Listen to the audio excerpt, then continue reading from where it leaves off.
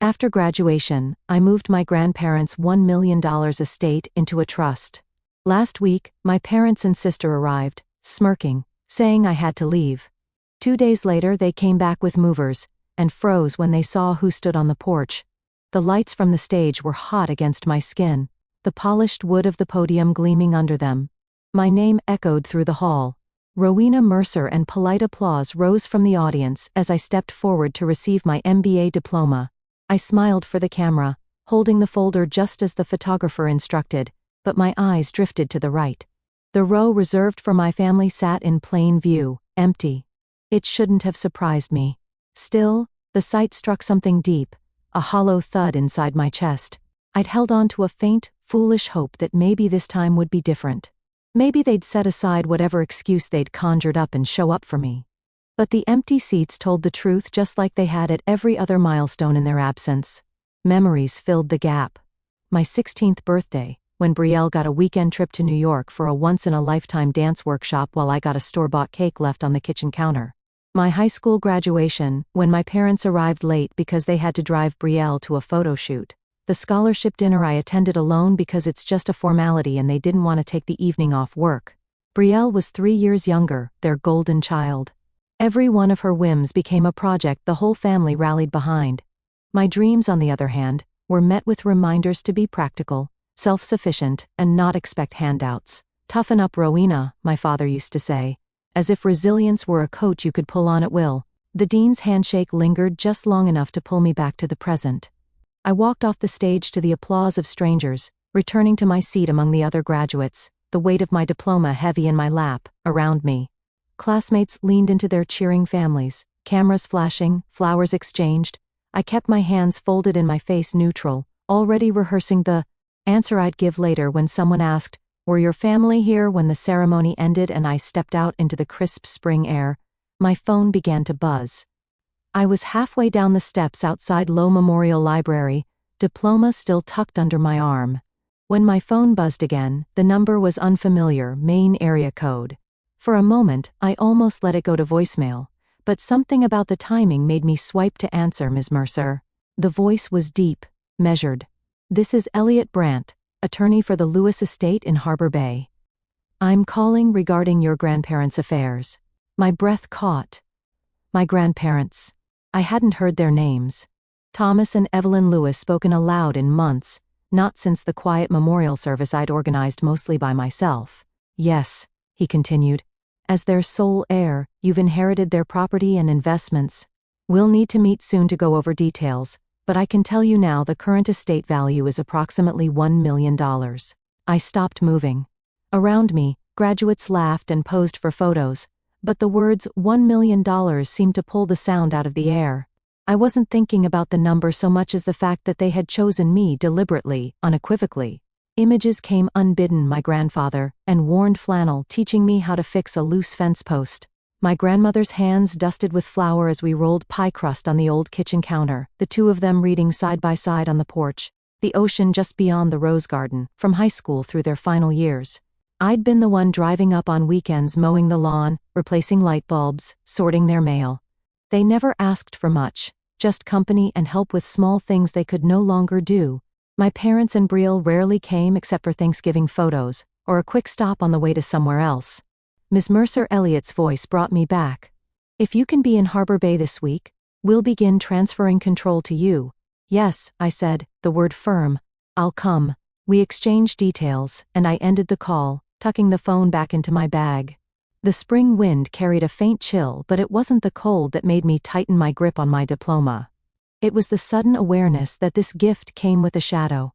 I knew my family well enough to understand what would happen once they found out, and I wasn't going to wait for that day to arrive unprepared. 2 days after the call from Elliot Brandt, I was seated in a glass-walled office in downtown Portland, across from Damon Clay, a trust attorney recommended by a former classmate. Damon was in his mid-40s, calm-eyed, the kind of man who spoke sparingly, but left no doubt about his meaning. After listening to me outline my family's history, how borrowing in their vocabulary meant gone forever, and helping manage was just a step toward taking, he leaned back in his chair. "If you want to make this airtight," he said, "an irrevocable trust is your best option.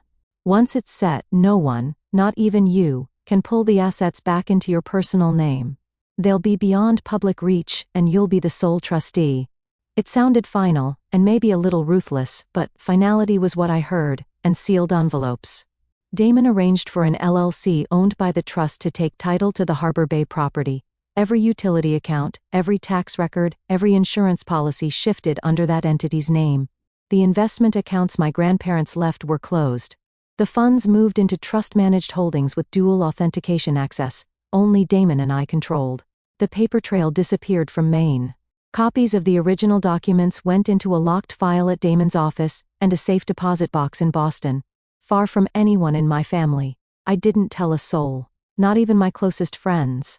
The fewer people who knew, the fewer loose threads for my family to tug at. One night, sitting alone in my apartment, I caught myself wondering if this made me cold. Cutting them out so completely, preemptively.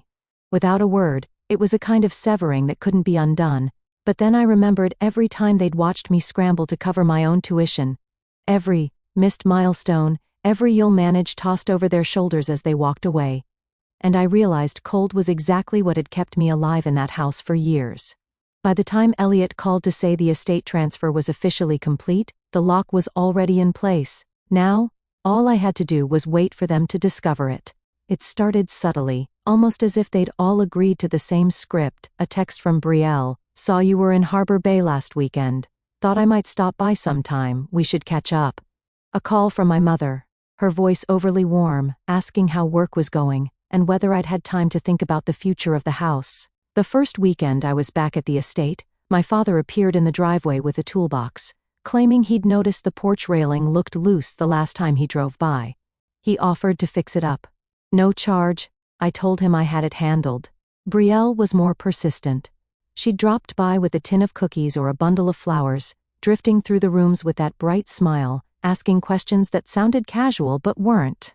"Do you still keep the deed in the house?" "Just curious, I've never actually seen it." I'd changed the subject every time. At dinner one evening in their kitchen, my mother sat down a roast chicken and launched into a speech about keeping family property in the family, glancing at me as if I might spontaneously offer to split the inheritance. Brielle chimed in about how much she'd always loved the place, how she could see herself living there, maybe even renovating it. I smiled, nodded, and offered nothing. Each visit, each phone call, was a slow press against the edges of my boundaries. Testing for weakness, they thought I was still the daughter who could be worn down with enough insistence, the sister who'd give in to keep the peace. But I made sure to answer every probing remark with a vague, agreeable hum, giving them the illusion that I hadn't fortified the ground they were so eager to claim. Their patience was just as calculated as mine, and I knew eventually one of us would decide it was time to make the next move. The morning air was sharp enough to sting my lungs as I swept a scatter of maple leaves off the porch. The ocean was restless that day, a low rumble under the steady cry of gulls. I just leaned the broom against the railing when a familiar black SUV turned into the drive, crunching over the gravel. Brielle stepped out first, hair perfectly tied back. Her expression bright with the kind of confidence that usually meant she thought she'd already won. My parents followed, my mother clutching a slim folder, my father moving with that slow, deliberate stride he used when he wanted to look in control. "Morning, Rao," Brielle called, striding toward me. "I just wanted to let you know, this house is in my name now." She said it in a single breath, like she couldn't wait to drop the news. "Mom and Dad think it's best if you move out this week. I already have a potential buyer." I didn't flinch. "Really?" My father stepped forward, pulling a sheaf of papers from the folder. "Your grandparents' will had an error. Technically, the property should have been left to both you and your sister.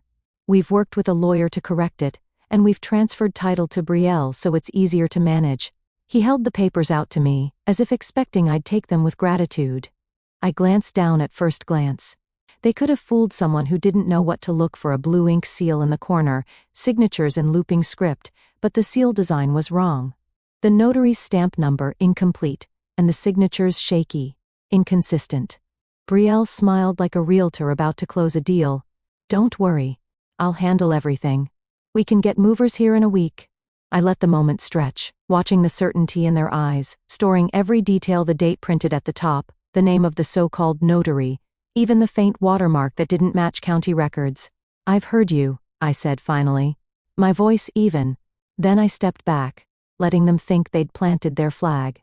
They left, looking satisfied. I stayed on the porch until the SUV disappeared, already knowing I wouldn't have to wait long for their next move. 2 days later, the crunch of tires on gravel came earlier than I expected. A white moving truck rolled up first, the black SUV trailing close behind. From the passenger seat, Brielle hopped out in a fitted tracksuit, phone in hand, eyes alight with anticipation. My parents followed my father with a fixed smile. My mother already gesturing toward the porch as if directing a stage play. Behind me, Mark Ellery, the county property official, stood in a neatly pressed navy suit, a leather folder tucked under one arm. We'd spoken the night before. He'd reviewed every document in the trust and agreed to meet here in person. Now he waited, silent and steady. While I folded my arms across my chest, the movers had barely made it to the walkway when they slowed, taking in the scene. My father tried to keep moving forward, papers in hand, but Mark stepped into view, opening his folder and withdrawing a document stamped with the county seal. "Mr. and Mrs. Mercer. Ms. Brielle Mercer," he said, voice clear enough to carry to the truck. "I'm here on behalf of the County Property Records Office. As of last April, this property was transferred into an irrevocable trust under the sole trusteeship of Miss Rowena Mercer. Any transfer of ownership attempted after that date is legally void and may constitute fraud." Brielle blinked rapidly. "Fraud. We corrected a mistake in the will." Mark didn't even glance at her. "Our records show the paperwork you filed used an unlicensed notary and was processed through an out-of-state service flagged for fraudulent filings. This is your official warning. Any further attempt to claim this property without authorization will be referred for criminal investigation." The movers exchanged looks, then began backing toward their truck. My mother's lips pressed into a tight line. My father folded the papers slowly, as if buying time. Before turning sharply toward the SUV, Brielle lingered a moment longer, her expression hardening. "You'll regret this," she said under her breath. I didn't answer. I didn't need to. When their engines faded down the road, Mark handed me my copy of the notice, his eyes steady. "They won't forget this. Neither would I." And I knew the quiet that followed wouldn't last. 3 mornings after the porch confrontation, I found a thick envelope wedged in my apartment mailbox. The return address belonged to a law firm in Portland I'd never heard of, but the name on the line beneath was instantly familiar: Sylvia Mercer. Inside was a 4-page letter printed on heavy cream paper. The language was polished, but the demands were anything but subtle: $150,000 in cash as emotional compensation, joint ownership of the Harbor Bay property with Brielle, and a monthly stipend until further notice to ensure the family's long-term well-being. The letter accused me of causing irreparable harm to maternal and sibling bonds by keeping the estate entirely in my name. I read it twice, then set it aside and reached for my phone. If they wanted to take this into the legal arena, I'd meet them there. Selena Voss agreed to see me that afternoon. Her office was on the 15th floor of a downtown building, the walls lined with framed trust in estate case victories. She listened without interrupting as I laid out the letter, the forged documents, and the attempted takeover at the house. Her response was immediate. "We send a cease and desist, direct, documented, and final. They have no claim not with that trust in place, and we find proof of who filed those forged papers within 48 hours. The letter was on its way to my mother's attorney and her home address. It cited the trust's legal protections, warned against further harassment, and made it clear that any future attempts would trigger civil and potentially criminal action. Selena's investigator didn't take long to find the trail. The forged transfer had been submitted through a property filing service flagged in multiple states for fraudulent activity. The name attached to the submission: Brielle Mercer. The notary seal number didn't exist in the state registry. Seeing it in black and white left me with a cold, steady anger. The county officials' warning on the porch had been generous. They could have walked away. Instead, they doubled down. I left Selena's office with the report tucked in my bag, wondering if maybe this would be enough to stop them. But deep down, I knew my family too well to believe it was over. The first sign came from an unexpected place, a text from my cousin Maris. "You need to hear this." She sent over an audio file, and my mother's voice filled my kitchen, low and deliberate. "I don't want to speak badly about her," Sylvia said, But Rowena took advantage of Dad when he was weak. Everyone knows he wasn't thinking clearly when he signed those papers. Maris didn't stop there. Screenshots from a group chat followed. My mother spinning the same story to a circle of relatives, with Brielle chiming in about family fairness and hidden motives. A few cousins even piled on, speculating about me forging signatures, twisting the truth into something unrecognizable. I sent it all to Selena. She didn't hesitate. They're trying to turn this into a reputational war. If you let this stick, every move you make will be seen through that lens. We fight back with facts publicly for 2 days. We built a 12-page statement of facts. Every date and document lined up the trust's creation, the property transfer, the fraudulent filing trail with Brielle's name on it, and the county's records disproving every accusation. I sent it to every relative in that group chat, and to anyone my mother had tried to sway. The subject line was simple: the full truth. Apologies began trickling in within hours. Some were brief, just a few words, acknowledging they'd been wrong. Others came with long explanations about how convincing my mother had sounded. Not everyone changed their mind. A handful doubled down, accusing me of airing family business. But the momentum had shifted. The lies no longer stood unchallenged. By the end of the week, the silence from my mother's camp felt heavier than any reply. I knew they were regrouping. News of Brielle's new job came from a luxury real estate firm known for touting ethics and client trust. I didn't waste time. Selena and I compiled the forged transfer documents, the invalid notary seal verification, and the county's fraud warning into a single indexed file. I sent it to the firm's ethics department with a short note. This concerns your employee, Brielle Mercer, and her involvement in attempted property fraud. 3 days later, the firm terminated her. The case was forwarded to the state licensing board, which opened a formal review. That's when the counterattack came. Brielle hired a lawyer with a reputation for aggressive PR spin. He framed my actions as malicious interference in a young professional's career, feeding sympathetic quotes to a local business blog. Selena was ready. We sent the licensing board certified copies of every court-stamped document, including the cease and desist letter, the investigative report tying the fraudulent filing to Brielle, and the county's statement from the porch confrontation. The board acknowledged receipt, confirming the evidence would remain in the case record.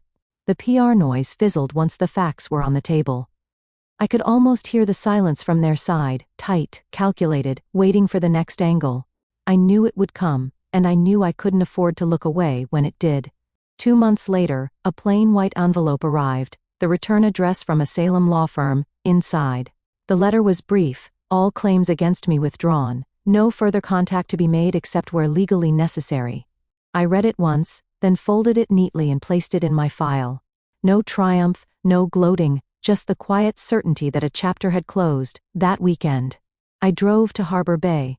The gravel road curved toward the house, maple leaves blazing in autumn colors, the sea stretching silver beyond. Inside, the air held the faint scent of aged wood, and the lavender diffuser I'd left months ago. I walked through each room slowly, my hand brushing the red brick walls, the photographs, the worn armchair by the window. In the stillness, my grandfather's voice seemed to echo, "Protect what's worth keeping." I understood now he'd meant more than the property. It was my right to choose who could reach me, my ability to keep my dignity intact, my peace unbroken. On the porch, I looked out at the horizon until the light began to fade, knowing I would decide which doors stayed closed from here on.